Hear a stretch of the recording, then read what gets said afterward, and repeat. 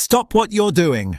The Premier League has just delivered one of the most disgraceful VAR decisions Tottenham have ever faced. Welcome back to Tottenham News Today channel. Tottenham walked out of St James's Park with a point, but the only thing anyone is talking about is the scandal that unfolded under the supposed supervision of Premier League officiating. What happened in the 2-2 draw wasn't controversy. It wasn't a tight call. It was a catastrophe, an embarrassment, the kind of refereeing decision that sends shockwaves through a league that claims to be the best in the world. The moment Rodrigo Bentancur was penalised for a fictional foul on Dan Burn, the entire match turned into a circus. Burn had both arms wrapped around the Uruguayan like a wrestler protecting a championship belt, dragging him to the ground in an off-the-ball chokehold, and yet, somehow, inexplicably, unbelievably, Tottenham were the ones punished. VAR intervened, referee Thomas Bramall checked the monitor, and what followed was nothing short of disgraceful. The official didn't judge the incident. He invented it. Despite both players grappling, despite the contact being mutual, despite everyone watching seeing Burn initiate it, Bramall marched to the spot and awarded Newcastle a penalty that has already been branded absurd, pathetic, and totally unjustifiable by pundits, fans, and former players alike. Rio Ferdinand said the VAR operator should be ashamed. Jamie Carragher labelled it harsh. Tottenham supporters called it exactly what it was. An insult. Even someone from the Newcastle staff, according to Thomas Frank himself, admitted the decision was wrong. That tells you everything. When the opposing camp is saying, "We got away with one," you know the system is broken. The Premier League attempted to justify the decision in their match centre, claiming Bentancur was holding at the back post and not looking at the ball, but viewers saw the opposite. Burn had a full arm across Bentancur's chest, his left hand hooked around the midfielder's shoulder, and both players fell simultaneously. The only thing clear and obvious was that this was never, in any universe, a penalty. And that's the burning question supporters are asking today. Would that penalty be given at Emirates? At Anfield? At Old Trafford? At the Etihad? Absolutely not. It was the kind of decision that only ever seems to materialise when Tottenham are involved, soft, invented, and game-altering. And yet, for all the fury surrounding the officiating scandal, Spurs only have themselves to blame for the position they were in. The first half was dreadful, slow, disorganised, panicked, and flat. Newcastle dominated all aspects of the game while Tottenham drifted through the opening 45 minutes as if sleepwalking. It was a horror show from a team still miles off where they need to be. But credit must be given for the reaction. Cristian Romero dragged Tottenham back into the contest with 2 moments of sheer force and determination, a towering header and a sensational improvised overhead kick deep into stoppage time. A defender carrying the responsibility the attackers could not shoulder. Yet even Romero's heroics have been overshadowed. Tainted by a refereeing disaster the Premier League will struggle to justify for years. What should have been the story of a captain pulling his team from the brink became another chapter in Spurs' long-running battle with baffling officiating decisions. Tottenham leaves St James's Park with a point, but also with a sense of anger and disbelief. A shocking VAR intervention robbed them of a deserved victory, and fans are demanding answers. Simply pathetic, simply outrageous, and exactly the kind of farce Tottenham supporters are sick of seeing. Spurs are gearing up for one of the most aggressive transfer pushes of the upcoming January window, as the club accelerate their chase for Bournemouth's explosive forward, Antoine Semenyo. What started as quiet admiration last summer has now evolved into a full-scale operation, with senior Spurs figures convinced the Ghanaian international is the profile they desperately need to shake up their attacking line. Semenyo has become one of the Premier League's most coveted forwards, catching the eyes of scouts across the division with his raw power, relentless ball carrying, and a capacity to change the tempo of matches almost single-handedly.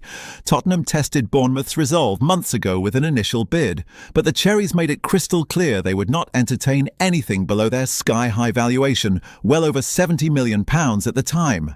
Spurs backed away, but they never stopped watching. Now everything has changed. According to fresh reporting from Sky Sports, Spurs have returned to the negotiation table with far more conviction and, crucially, far more clarity.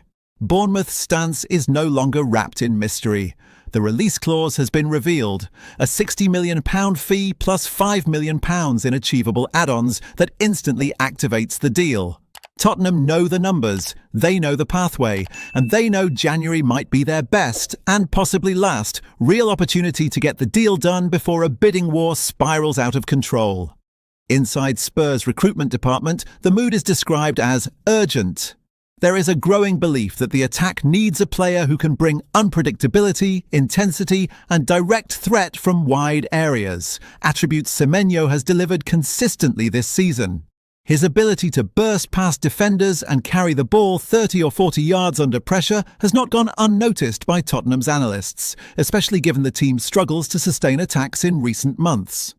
But the North London club are not alone in this chase. Manchester City and Liverpool have entered the picture and are monitoring developments closely.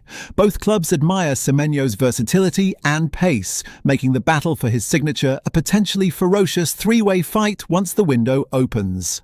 Tottenham, however, appear ready to strike first. The difference between the summer and now is straightforward. There is no ambiguity about the price. There is no negotiation cat and mouse with Bournemouth. If Spurs pay the clause, the decision shifts to the player, and that is exactly why Tottenham are moving with such intensity behind the scenes. Semenyo fits the profile of the dynamic, high-ceiling forward they want to build around. The club believe they can offer him a starring role, something neither Liverpool nor City can guarantee. January is shaping up to be decisive. Spurs are preparing, pushing, planning, and as it stands, Semenyo is firmly at the centre of their winter ambitions. If they want him, they will have to fight for him. But unlike in the summer, Tottenham are now fully loaded and ready to pull the trigger. Tottenham are preparing for a major overhaul of their midfield, with senior figures inside the club increasingly convinced that the engine room must be rebuilt if Spurs are to push into the Premier League's elite. Two names have risen to the very top of their shortlist: Brighton's powerhouse Carlos Baleba and Crystal Palace's rising star Adam Wharton. Both midfielders have been monitored for months, and both are seen as players capable of transforming Tottenham's structure, tempo and physicality. But Spurs face a stark reality. The price tags being quoted privately are enormous, far beyond what the club had initially expected. Team Talk report that Tottenham's board are now prepared to commit serious investment over the next 2 transfer windows to deliver the midfield reconstruction Thomas Frank wants. However, the message coming from within the corridors of the recruitment department is clear. January will be extremely difficult. Brighton and Crystal Palace both view their midfielders as centrepiece assets, not players to be moved midway through a season.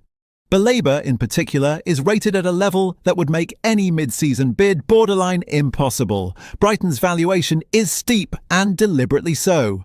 Yet despite the obstacles, Tottenham remain optimistic.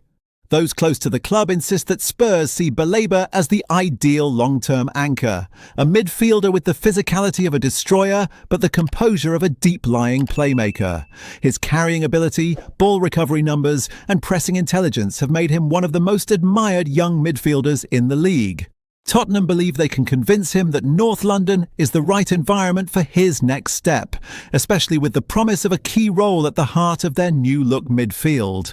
The expectation now is that any serious movement for Baleba will come in the summer, when Brighton traditionally show more willingness to negotiate. Spurs are already laying groundwork, establishing contact, gathering conditions, and preparing the financial structure needed to compete with other top 6 clubs expected to enter the race.